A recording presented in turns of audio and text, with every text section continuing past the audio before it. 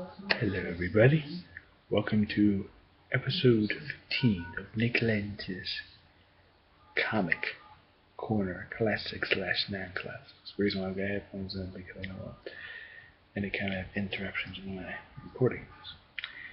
This episode is going to be one of two or several different double shots, where I review two different ones. Where I review two books the same episode. I may have to split the two parts because of connection problems. Oh, yeah, I review whatever I want to review. Anyways, the two books are Spider-Man Kraven's First Hunt, and the other one is a very popular story, Spider-Man New Ways to Die. The first one we'll talk about is Kraven's First Hunt. This one. Where it is written by, let's see if we can find the writers on here.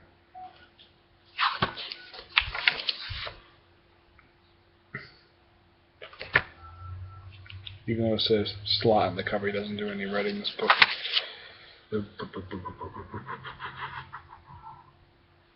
Oh, he does do the first issue in the book. It's written by Dan Slott, Bob Gale, Mark Guniam. And he does some of the stuff for Amazing Spider-Man.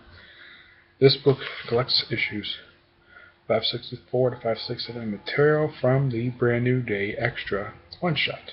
There's like 3 of these. Okay? And this book introduces this woman, Anastasia Kraven, the only known daughter of Kraven the Hunter. The name Kraven's First Hunt is sort of a nod to the classic 80s Spider-Man crossover, which is the very first Spider-Man crossover that came out, which is called Kraven's First Hunt. Oh, Kraven's Last Hunt, where Sergei Kravenov committed suicide by putting a rifle in his mouth and firing it off, and dying and was found dead by Spider-Man in a coffin. The artwork is a bit better in this than the previous stories. Yeah, it's typical artwork I like to see in the Spider-Man book. Where Spider-Man starts out basically with Spider-Man face off against Overdrive driving his freaking car. He's stealing something. He faces off against, and he also saves the lives of children.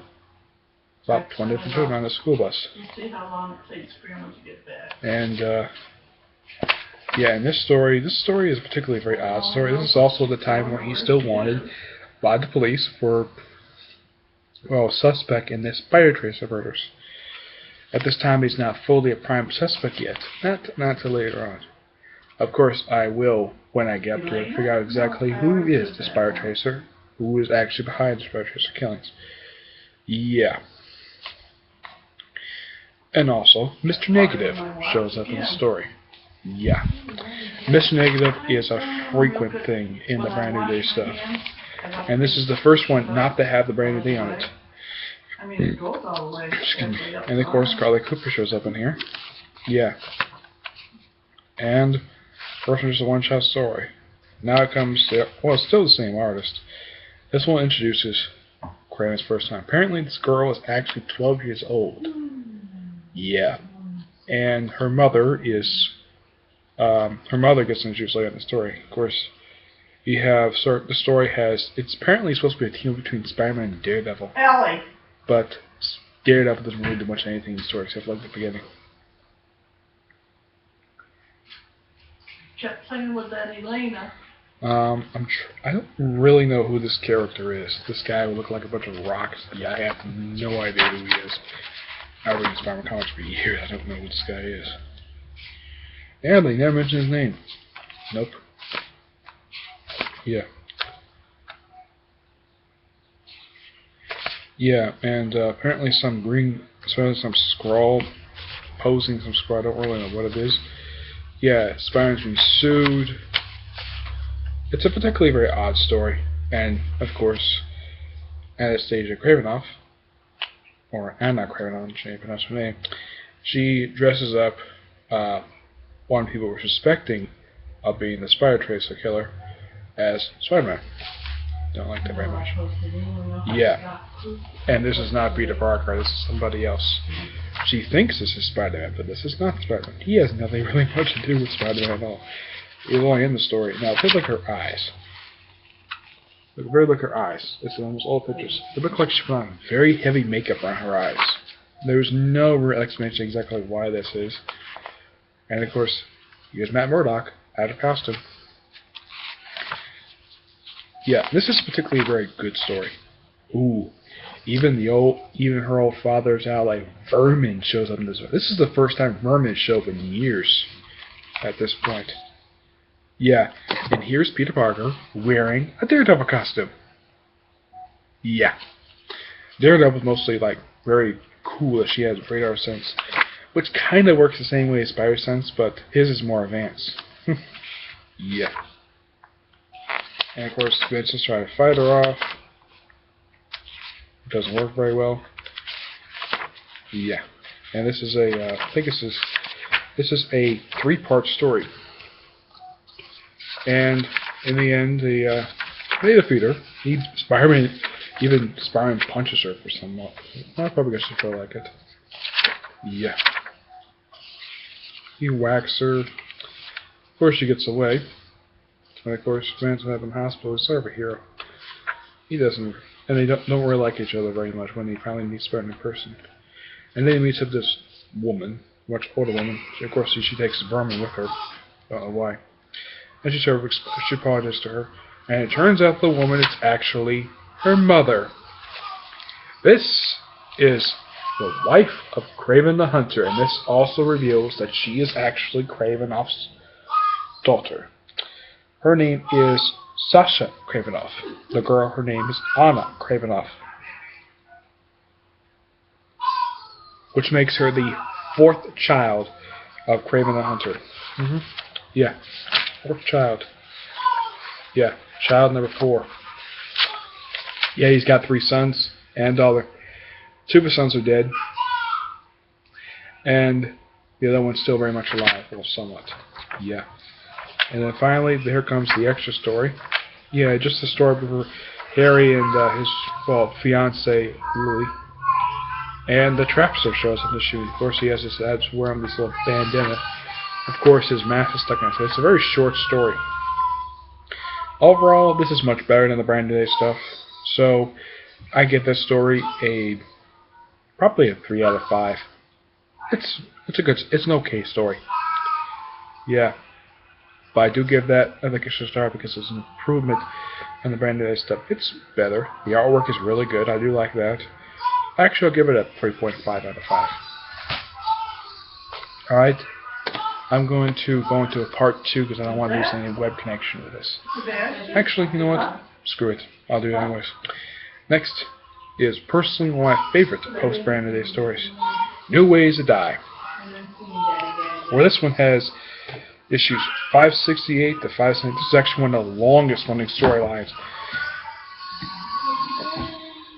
And this is Norman Osborn's first comeback to the comic. He, of course, comes back in American Son, of course, but this is the first time he's actually shown up since before Civil War. Actually, the last time he showed up in a Spider-Man comic was in Marvel Knights number 12 at this point. Yeah. And on the back, it advertises basically it's Spider-Man versus the Thunderbolts, which is exactly what happens in this thing. Yeah. And this thing is still written by Dan Slott. The art is done by not my favorite artist, John Ray Jr. and Mark Waid, who is a fantastic writer. Catch him on Daredevil and Intractable Hulk and Green Hornet. But I'll plug there for that. And pretty much, this story is actually really good. Get that point. Yeah. I like the story for some reason. And plus, it's Return of Menace. Yeah. A frequent character. Up until American Son, she was a frequent recurring villain since Brand New Day. Really interesting villain. One of the very few villains I do like that came out Brand New Day. I don't care very much for Screwball, but her I don't mind. Well, it's a her. They reveal that later. And whose baby was that? And of course, PD at this time is working for Frontline, which is now a big newspaper in Spider-Man comics, and it's run by Robbie Robinson. Ben Urch is sort of the editor-in-chief of it. He's sort of like the head reporter. Robbie is basically the head editor and also the owner, in a way. Yeah. And of course, we finally get to the moment anybody's waiting for. Norman Osborn. Here's a very good picture of him. Yeah, I don't mind RMG the way he draws Norman Osborn. Some say he looks like Tommy Lee Jones. I can't really tell the difference. And their headquarters at this time is Thunderbolts Mountain. This is one of several different headquarters Thunderbolts have had over the years. And this is during a time when they're sort of a federal agency. Yeah. Yeah, and the Thunderbolts in this time are Songbird, Radioactive Man, Bullseye, Moonstone, and Venom. Yeah. Songbird was the original field leader, then she was replaced by Moonstone. No one else doesn't like her very much. Yeah. So, replace her. And of course, the annoying Daniel Bennett shows up. One guy who Spider-Man fans despise in comics. And of course, Martin Lee, he's the other thing for Mr. Negative. Bennett is still a recurring character. Yeah, this is actually, in my opinion, one of the best post-Spider-Man Day stories.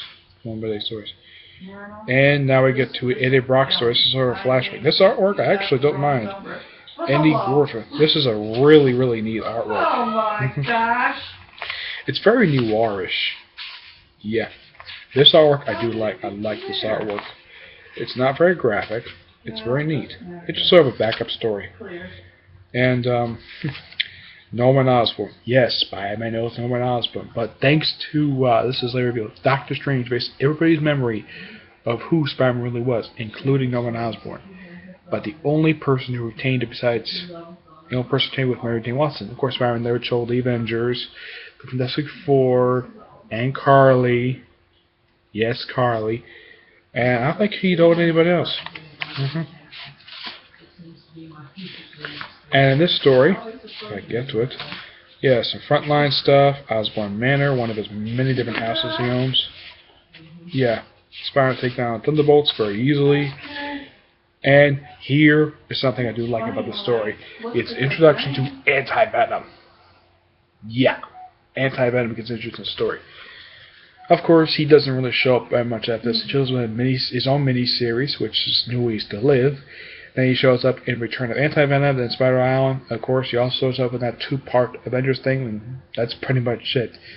Yeah, Anti-Venom does not really do very much. He's an anti-hero. I would have liked it if they gave him like another series more than just 4 freaking issues, but okay, fine. Yeah. And they do have in the issue Anti-Venom versus regular Venom. 2-part splash page. Yeah, this also kind of happens in, of course, Venom. He does fight Venom again after this. Excuse me. He does fight him in Venom's comic, but at the time it's Flash Thompson, not Matt Gorgon. Now, there is something else also that's happened in this stuff, besides, of course, men showing up. And Bill Holster is actually her father. Yeah, he doesn't really show up that much in the Spider-Man stories. Yeah, his appearances are very, very rare. Now, I'm trying to get a particular page on here. Yeah, Norman Osborn meets Menace for the very first time.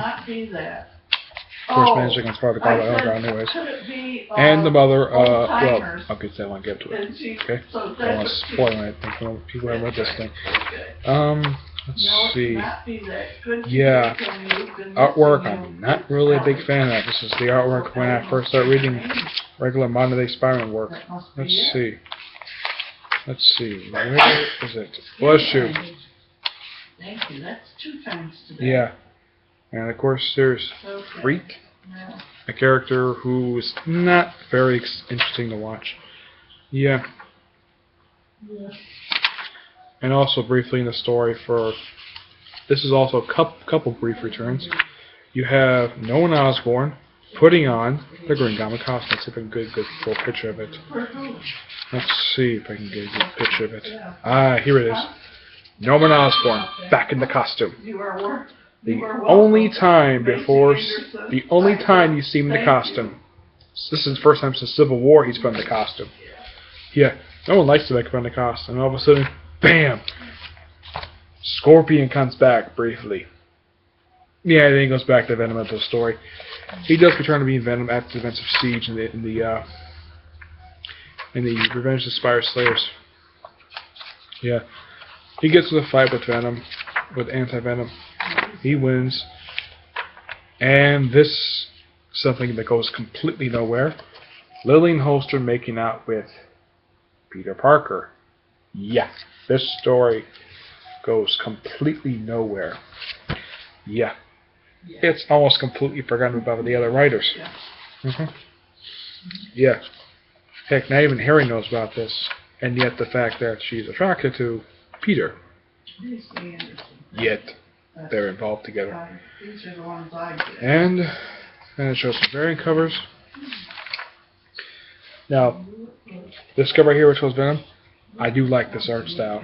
I like this. It looks very realistic, and this artist knows how to draw Venom. Overall, good story. Use some more Spotlight stuff. I don't really. That doesn't matter to me. Ooh, I remember this. She says he's running through this guy. Here's a picture of him. This is Ezekiel, a guy who's dead. Yeah. He's been dead for years. He did make a brief return during the Grim Hunt, but that was just an illusion created by the Chameleon. Yeah. Who was Anna's uncle. Yes, her uncle. Yeah, so something with Flash Thompson and it's better. Now, for this story, I give it a 5 out of 5. A much better improvement from Kraven's Hunt, and a very good story to read. If you want to see a Spider-Man versus Green Goblin post Brand New Day, this is a good story to pick up. But even though it's been out for a few years now, it's still a good story. So if anybody wants to get this story, they can. It's let's see. It is only 4 years old, and this is just before the Dark Reign officially started. That's when it came out, but yeah. But the story itself came out in 2008, late 08, 09, just before the Dark Reign started. Okay? So, this was a double shot episode, a bit longer than usual. Hopefully they'll allow me to upload it, because last time I tried to do something like this, YouTube did not allow me. So, that's it. Stay tuned for another double shot. I'll put in the description below exactly what, because I won't exactly say everything in the title, okay? So, bye.